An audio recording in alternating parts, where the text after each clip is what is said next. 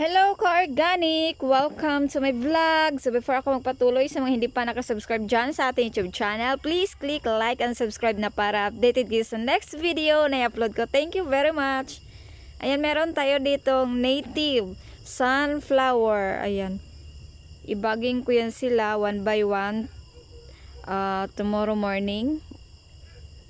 Ayan.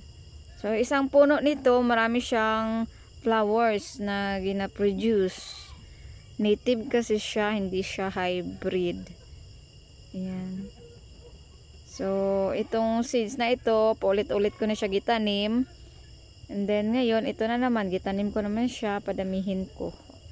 Ikalat natin dito sa ating organic gulayan. So, yun lang muna for today's video. Thank you for watching and see you to my next vlog. Go organic! Native sunflower.